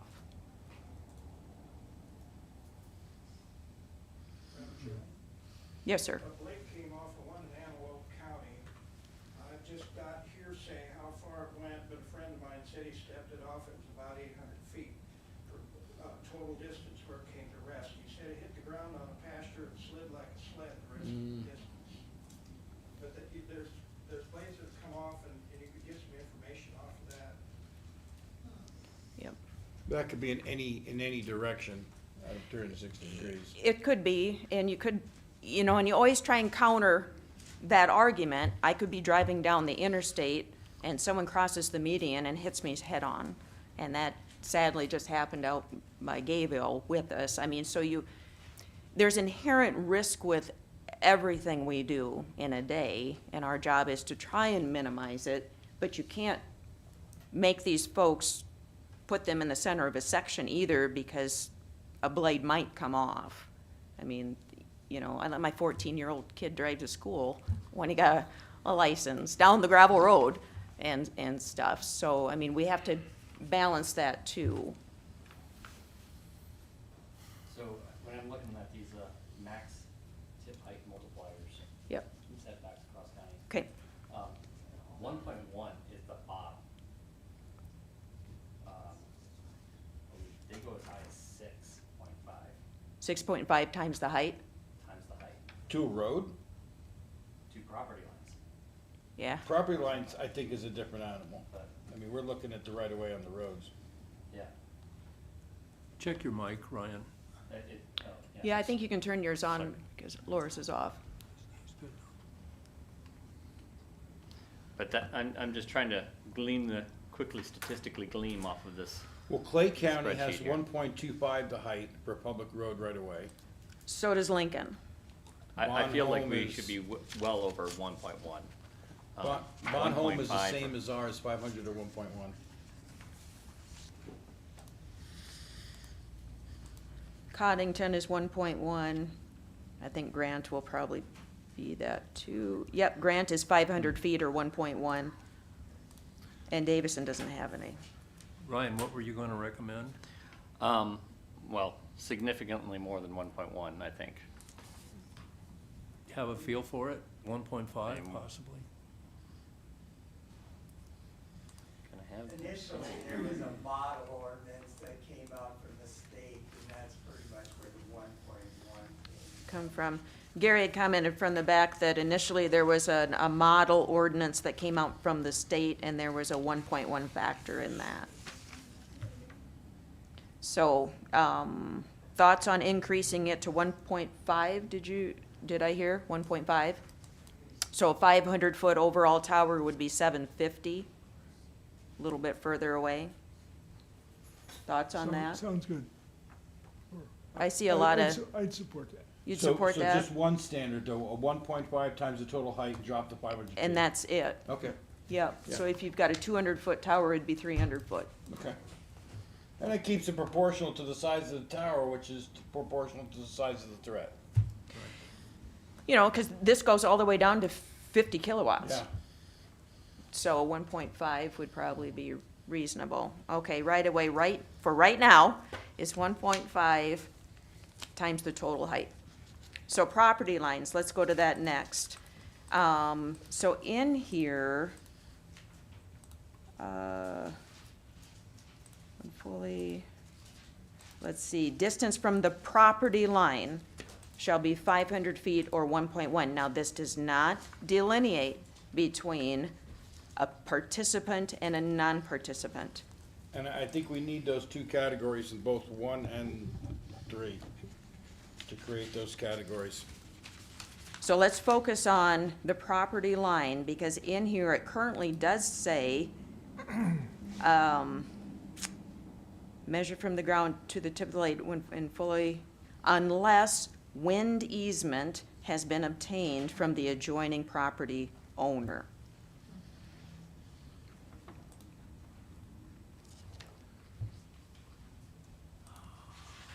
So what are we thinking on property line? So is everybody good with having a participating and a non-participating standard? So property line, participating and non-participating.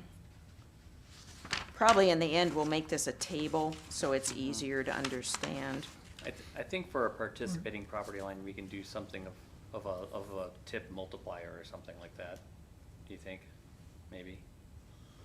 And Which that would could make, be a- and that reminder that we're talking about anything over 50 kW in this category kind of almost makes that more appropriate than just some number. Because the small one's gonna be 100 foot, 80 foot. You know, and they'd have to be 500, you know, that might create problems. So I think the height multiplier is good. I think I see the same thing with the language here too.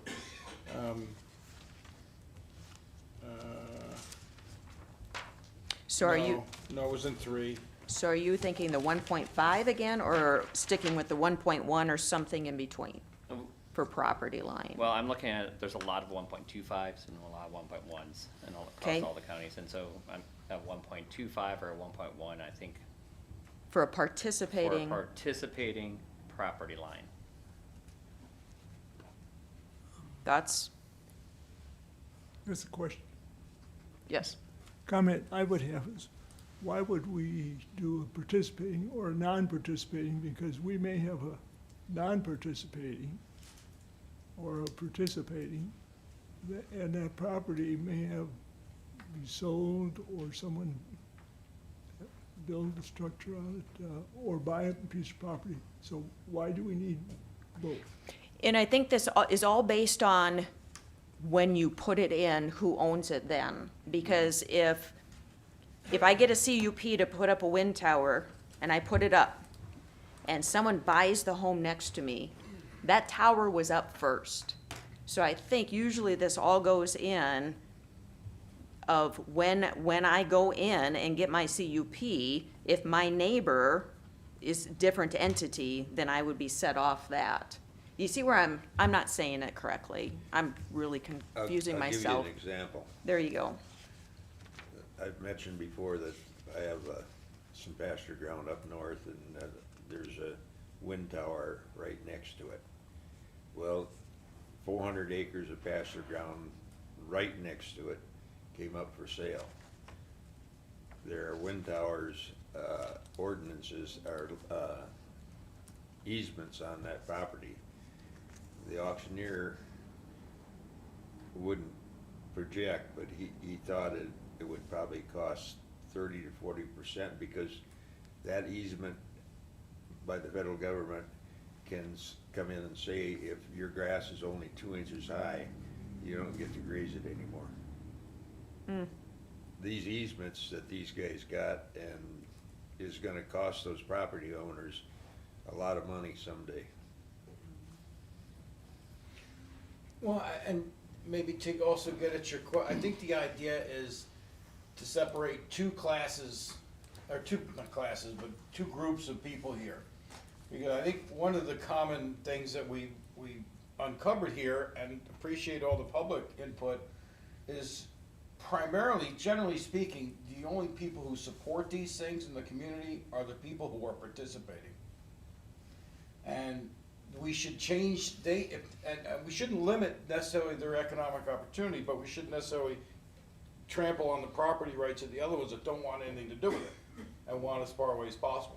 So I think that by separating the rules, I think it gives both groups of people more better skin in the game, better leverage. Because if you say one thing, that, of course, the participants want it as close as possible, and the other ones want it as far as possible. And this way, it kind of works out better in between. And because if you just say 1,000 feet or 1.1 for everybody, you know, you take away the leverage of the citizens who don't want it. If you make the setbacks higher, the citizens can cut a deal with become participants if they want, but that is a conscious decision that they're gonna make. We're not making that for them. Okay, Robert did a much better job of explaining that than I did, Mike. And I think if you think about this, if we put really strict setbacks, or if we put these blank setbacks, you know, this is for every property line, it could create these projects having to be much more widespread. Right. Versus what they could be maybe a little bit more centralized and less obtrusive to the rest of the county. Correct. So back to the property line of the participant. Are we okay with the 1.1, or do we want that higher? I'd go up to 1.25. 1.25? So that would be like a 500-foot tower is 625 feet back. Yeah. Now, keep in mind here, we're talking about just the large commercial wind energy conversion systems, not the small ones, but the big ones. My opinion is that all of the setbacks that we've talked about so far are far too small. I would opt for setbacks as much as 2 miles. Well, we're getting there. Well, Well, where are we? I guess maybe that's my question. we haven't got to, we're leaving the hard one for last, and that's the residents or the buildings where people live. All right. Yeah, this would just be to the and I think it kind of addresses the scenario you brought up earlier. If there's property lines in a large lot that have common ownership, it gives them more leeway to work within that property. That they don't have to go 2 mile, you know, or all this from that. But it gives the citizen the ability to decide. We're empowering them, not the other way. You know, if they're making the money, then hey, they can do what they want. So I think of the counties I looked at in South Dakota, the one who had the furthest was Lincoln, and that's 2 times the height from a property line. They did not care who owned it, and they had 1.25 for a public right-of-way. Those were the furthest. Sherry, can I ask you a question? Habitable 3, yes, go ahead. Okay, so, Actually, Meade here. Oh, has I didn't a- look at me. Meade County has a 5 times multiplier to the property line. Wow. But do they discriminate between the 2 types of property owners? I don't know. It just really just is like, this is a very broad view of it, Okay. on the sheet. So this one here lists Meade as having a 5 times property line. Okay. okay, when you guys did the solar, and is there anything that Yankton County has with like housing eligibilities? Because if you have a property, like we have some property, and if our son was planning on building a house there, but he does not have it right now, so then if you're a non-participating entity in the project, but you're planning on using that to build a house, then is that considered at all? Like, No, normally, when an ordinance is enforced, it is at the time. at that time? Okay. So whether you put in a wind tower, a solar farm, a hog barn, whatever it is, it's whoever lives there At today. that moment. And then once it's up, they're there. So, and we don't have housing eligibilities, we just have a minimum lot size of 20 acres. And that's why it's so important to distinguish between participating and non-participating. And that there be a legal agreement with with the individuals who own surrounding properties who wish to say they are willing to allow this activity on an adjoining property. Because that way they'll know that they're giving up that opportunity that Laura was talking about earlier, that if you're a participating person, landowner, you're not gonna be building a house on whatever land you own. You're giving up that option in the future. Yep. Yes, ma'am. I want to just pose a question that's just a little bit of a challenge to thinking. So on the setbacks from the right-of-way are an issue, the reason we're doing it is for public safety. For non-participating, it's the noise, et cetera, all the various things that we've discussed. If you're participating in the project, you're agreeing to have these things on your land, I'm not sure there's a point to having a setback from your property line? So the question was, if you're participating in the project, why even worry about the setback from the property line? And that would be if it fell over on the road. So there's a property line so if this was a property line and I built my tower right here and it tipped over on the next person's property, that's why you have at least a 1.1 setback for that. Well, a follow-up question, comment would be if it's about safety, my thought is it should be the same as public road. And that, our original ordinance, it was 1.1, 500 foot or 1.1. And for both, it didn't matter if it was right of way or a property line, it was the same. So that's what we're discussing is we've just said a right of way, which is where vehicles travel, is 1.5 times the height. So now we're to the property lines with participants and non-participants. And I think when we talk about non-participants, it's probably going to be at least 1.5. I may even be underestimating what you guys are gonna decide. Yes, sir. Sherry, I think as we've been hearing and listening to our speakers over time and reading about this, 2 miles has surfaced quite often, and that's been noted. And so if we're talking here about turbines, whether participatory or not, non-participating, why not make it simple and say 2 miles from property lines, period? And that would take care of some of the items that have surfaced as far as weather, as far as animals and others, healthcare. And so whether somebody's on it or not, with the property line, if there's somebody who wants to develop something, and they're at least gonna be 2 miles from the property line, and look at it from that perspective. Of any property line, you're saying?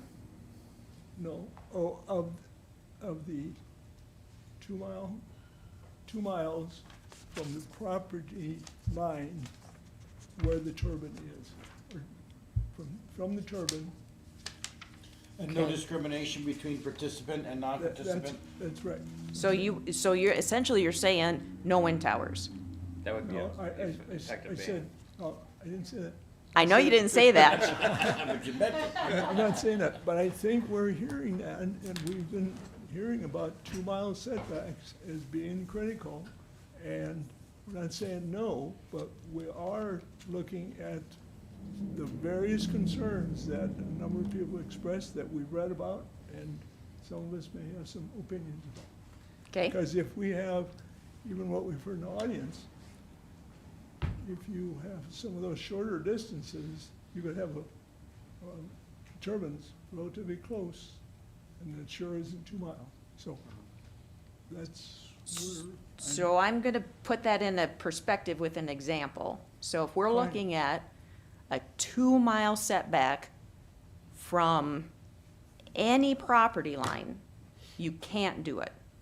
If you say a 2-mile setback from a non-participating property, I would have to own 16 square miles. I would have to own 4 miles by 4 miles square, because the center is 2 miles, right?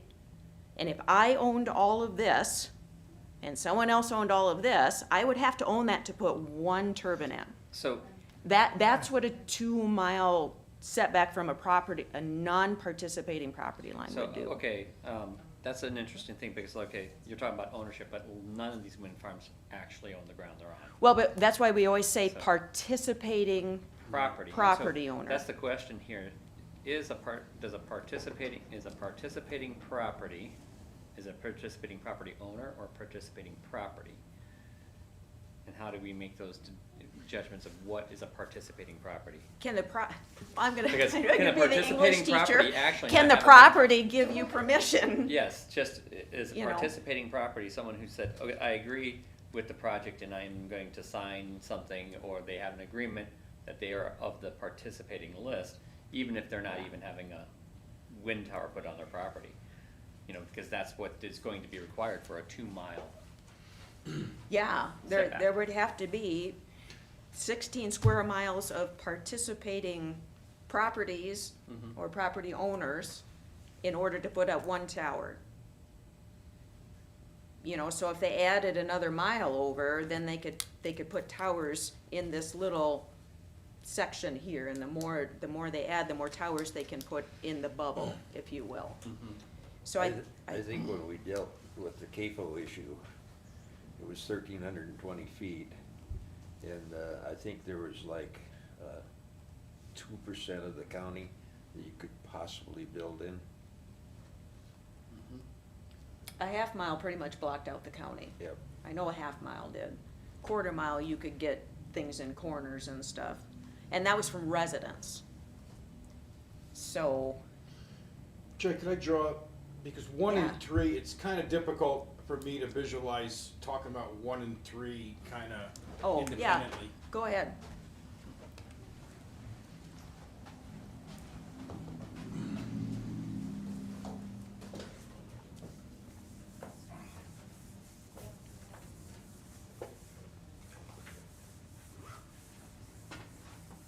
Doug is just shuddering over how quickly you're erasing that.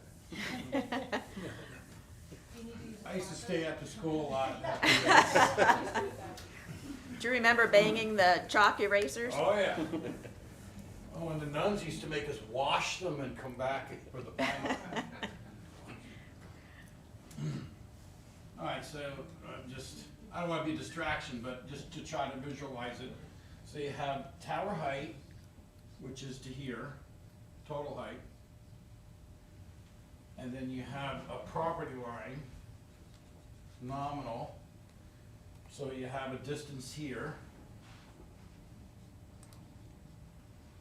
And then you have a house here, which is distance 2.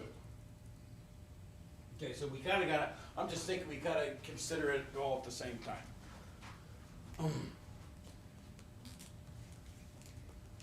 Because this is gonna be greater, or should be greater. I don't know that we wanna necessarily be in the business of saying, no, you can't, but I'll tell you, if I was gonna say, no, you can't, it's because this county is a flyway. I did some of that research on the migratory patterns. I mean, it's like the whole continent funnels down through here. That's true. We need those marker. Look at that. County can't afford us that. Lincoln County, Nebraska calls them goose breakers. Yeah, that's the thing, after looking at that map, that has me more worried than anything. So the D2, I think, is where we were, at least the discussions have been around the 2 mile, okay, for someone's house. Of course, the birds, I mean, I don't want to bring this different discussion, but the birds, it doesn't matter, you know, what this is, it's just for us. And if the eagle gets 2 miles, we should get 2 miles. So I think that's the one here. Now, this is the tower height. But again, we're going, this is for small too, because 51 kW is still a small turbine. So if you say 2 mile, guy putting up a small turbine's maybe on a 10-acre lot. You know, that might exclude him from the opportunity of even putting up a small one. So we kind of lumped everything over 50 kW in with these big guys. So that's one thing to be cautious of. I mean, I'm all for this, but we have to, I don't know, maybe break it out or something, or be at least cognizant of that. This would be the smaller number that we're talking about now, and that would typically, we're talking about the X, some multiplier of the height. Right. So that should hopefully help. You know, Rob did an excellent job of drawing a picture of what's been in my mind, and that is, you know, when we first started. He's not done. Oh, Go ahead, sorry. okay.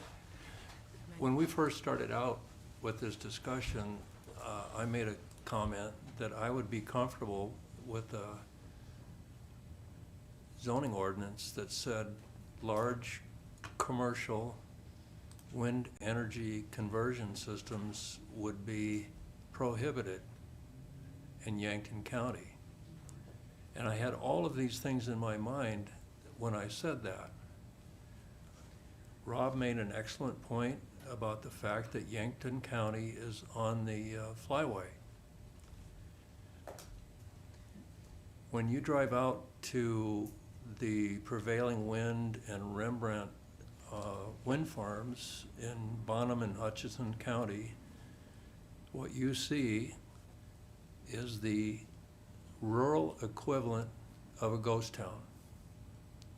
No one, with very few exceptions, lives anywhere near those. And now I've forgotten the county road I drove down, I think it was 406.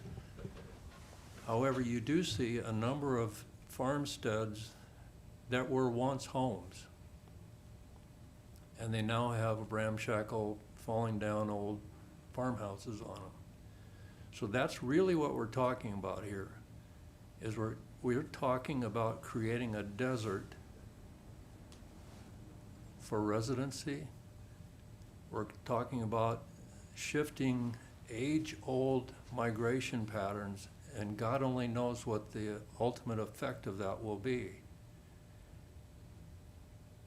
And we're also talking, keep in mind here, about large corporations from outside Yankton County and deep-pocketed investors who want to come into Yankton County and make money out of it. Now, I did do a financial analysis, even though I didn't show it to everybody. I showed it to Don. On average, from one wind turbine, and these are, I'm using Ronnie Hornstra's numbers here, a landowner will earn approximately $15,000 a year from one wind turbine. Now that's before taxes. After taxes, let's say you're in a 28% bracket or so, you're down to less than $1,000 a month. And what you've done is that you've created a massive problem for yourself, for your neighbors, and for the county. The other analysis I've done is that the company that purchased the Prevailing Wind Park, I believe it's called AES, I went through their annual filing that they did with the Securities and Exchange Commission, which just came out in late February. In 2022, the entire company, not just prevailing wind, but the entire company lost money. In 2023, they made a small amount of money. And on page 95 of the Securities and Exchange Commission disclosure, they showed that they had received approximately 3 times the amount of money they made in 2023 in production tax credits. So the only thing that's keeping this industry afloat is massive government subsidies. So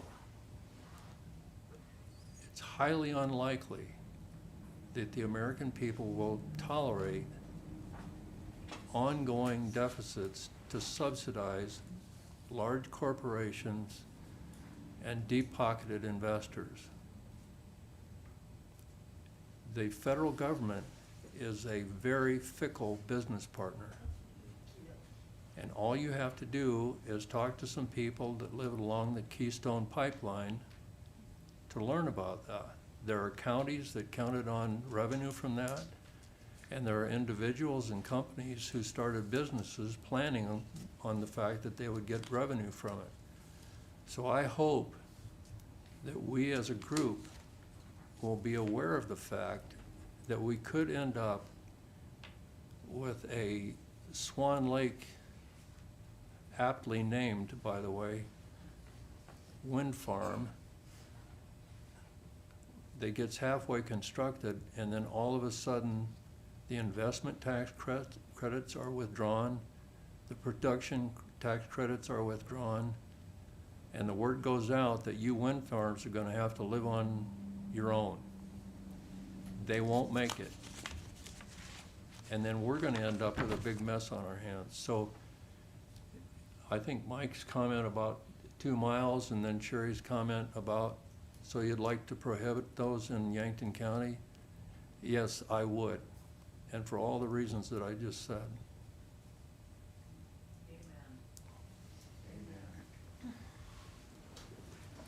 Yes, sir.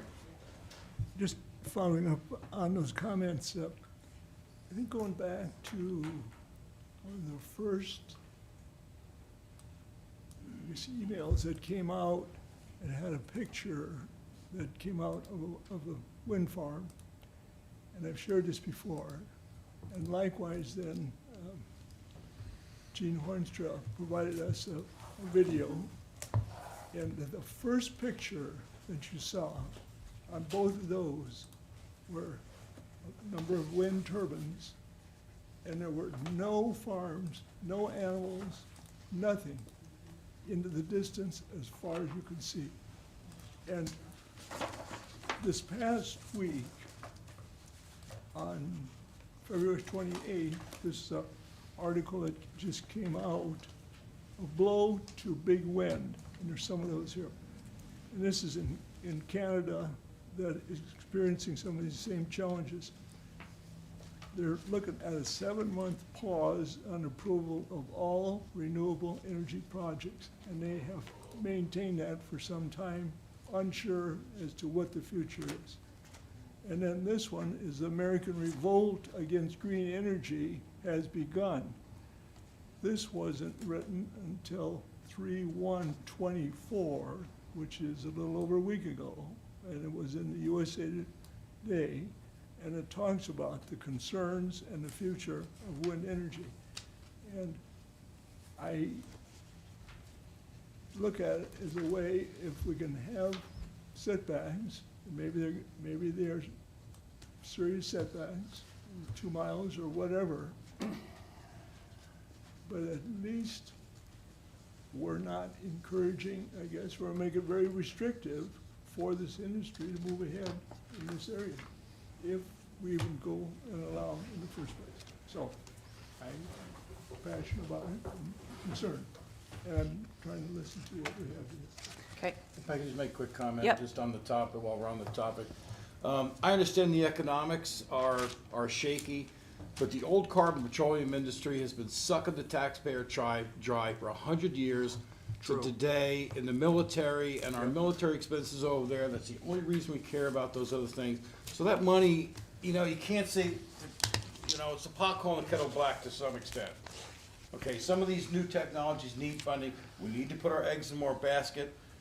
So I don't know that it's prudent to just say, get lost. It may open the county up to lawsuits or something like that. But the birds are significant concern. And we may want to have a study to say, how high do they fly? If they're flying at 500 feet, 300 is all you got, guys. You know, or something like that, because they're not gonna care if it's here or 2 miles or 300 feet, or, they don't see that. They see the confluence of the rivers, and they turn left or turn right or go north. After the meeting, I'll show you a picture on my phone of the snow geese in a whirl in the fields directly south of my house. They fly at all of those altitudes. No, and maybe it's not possible to differentiate. It But see, really that isn't. is something, that's something we can say, that can give us the grounds, hey, this is like a sanctuary. It should be. Yankton County is a gem, and it should be protected and valued as the gem that it is. And I think So, there's some precedents I wanna- for that in Nebraska, in the sand hills with the cranes and all the other birds out So there. just to finish this up on the ban concept here, so that is true. We gotta be careful about a ban, not to put our county into danger of lawsuits and having to fight this, but there are 41 counties in the United States that have banned large-scale wind. Most of them are in Kansas, but one's in Nebraska, there's a couple in Missouri, a couple in California. Okay, so it's unprecedented. It's not unprecedented to ban large-scale wind. But they have in their comprehensive plan, like in Kansas, they have a foothill. It's That's, protected. that's a lot of the And Kansas that's what I'm ones. saying, is that, you know, until tonight, I wasn't sure about this, but I think the key is that this is a migratory, very firm. Ornithology in college. He said that Yankton is so rare for bird migration, that there are certain species, the only place you can ever see them is here during migration. You won't see them in other parts of the United States. It's really an unusual place here for the bird migration. It's rare. These birds are dangerous. So the comment from the audience is we have some birds that you just can't find in other places, and we're very unique in that sense in the migrations. So, all right, I told you, setbacks is gonna be a difficult one, and that's why we all need to sleep on it for 7 days minus 1 hour, because don't forget, you set your clocks ahead this weekend. So again, we'll circle back to the setbacks. Gary and I will work to get some red lines kind of together for that. And Don's comment about adding a height restriction, I think we all need to think about as well. So with that, I would entertain a motion to adjourn. Do we need public comment again or not? We had it once, we don't have to do it, we've kind of been doing it all along, so, sir, did you want one last final word? I was diagnosed with Parkinson's back in 2011. Shortly after they put up the wind farms up in Minnesota, Pipestone County, I was driving my motorcycle out there with my wife at the time. We drove up to one of those wind towers and my tremors go crazy. Okay. They go crazy. The, It was difficult to drive the motorcycle out of there. the gentleman in the audience shared his personal story that he has Parkinson's, and that when he drove by the wind towers in Minnesota, that he had terrible tremors. He had a hard time just driving his motorcycle out of it. Thank you for sharing on that. So entertain a motion to adjourn. So move. Second. So I have a motion and a second to adjourn. All in favor say aye. Aye. Aye, all opposed nay.